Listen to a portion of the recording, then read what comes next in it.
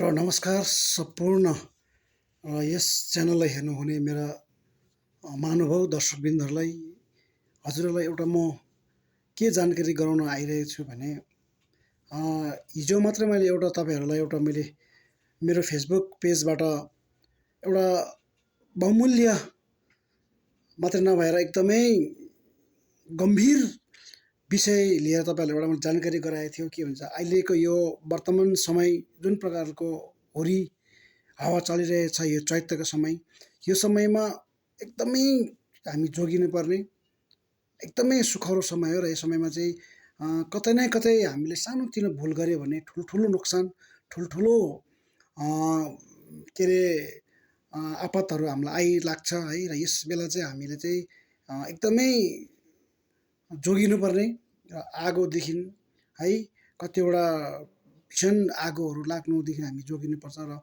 मैले हिजो एउटा भिडियोमा हालेको थिएँ, तपाईँहरूले जसले पनि सिगरेट बिडी धुम्रपान गर्नुहुन्छ तपाईँहरूले एकदमै होसियारीपूर्वक त्यो सिगरेट बिडीहरूलाई मारेर मात्रै फ्याँकिदिनु होला। झार जङ्गल पाटा कतै पनि फ्याँक्नु तपाईँले चाहनुहुन्छ भने। र किनभने तपाईँको सानो सानो गल्ती सानो भुलले गर्दा ठुलोभन्दा पनि ठुलो नोक्सान हुनसक्छ। एक त जङ्गलमा आग लाग्न सक्छ र चराचुरुङ्गी है क्रेचरहरूलाई एकदमै नोक्सान हुन्छ, पर्यावरण नष्ट हुनसक्छ। तपाईँलाई एउटा मैले भिडियो एउटा हालेको थिएँ भन्दा त्यसको ठिक्क रिजल्ट आज नै मैले पाइहालेँ। किनभने आज बिहानै मेरै गाउँदेखि माथि डाँडा कारगिल डाँडातिर राति 8 बजीदेखि एकदमै ठुलो आगो लागेको थियो।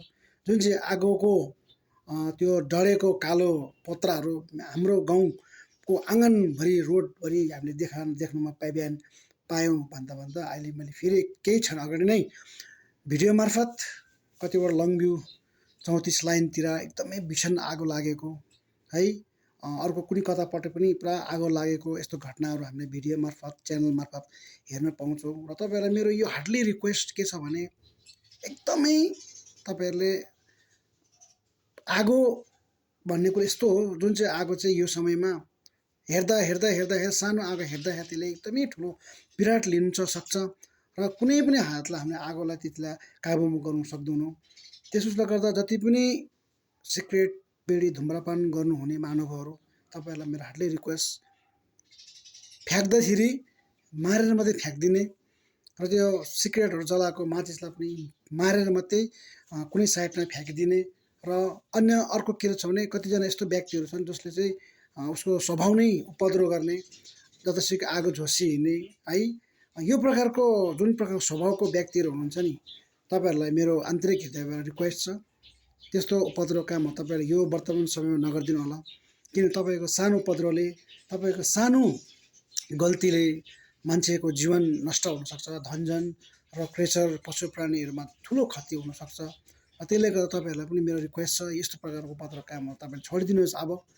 र अब मान्छे जस्तो भएर जिउनुहोस्, आफू पनि जिउनुहोस्, अरूलाई पनि जिउन दिनुहोस् भन्ने तपाईँहरूलाई म यो रिक्वेस्ट गर्छु कि यो समय 2-3 महिनाको समय तपाईँहरूले एकदमै होसियारीपूर्वक र झार जङ्गल घाँस दाउरामा जानुहुने महानुभावहरूलाई पनि होसियारीपूर्वक चारैपट्टि हेर्दै घाँस दाउरा काट्ने। किनभने आगो भनेको अहिलेको समयमा कतैबाट पनि लाग्न सक्छ, कसैले पनि उपद्रो गरेर कसैले बिडी सिगरेट खाएर पनि फ्याँकेर आगो लाग्न सक्छ। त्यसले गर्दा एकदमै आफूलाई जोगाएर एकदमै कन्सियस भएर र एकदमै होसियारीपूर्वक बसिदिने। र आगोको समय छ यो, अहिले चारैपट्टि आगो लाग्ने समय हो। र यति बेला चाहिँ हामी तपाईँहरू एकदमै जोगेर बस्नुपर्छ र आफूलाई एकदमै कन्सियस राख्नुपर्छ। र सबैलाई यो तपाईँहरू सन्देश दिनुहोस् कि जिन्दगी घरिघरि यस्तो प्रकारले हामीले पाउन सक्दैन है। तपाईँको सानो गल्तीले गर्दा कसैको जीवन जानु सक्छ, कतिवटा प्राणी पशु प्राणी है क्रेचरहरू मात्रै नभएर पर्यावरण नष्ट हुनुदेखि बचाउनुहोस् तपाईँहरूलाई भन्दै मेरो यो सानो रिक्वेस्ट। धन्यवाद।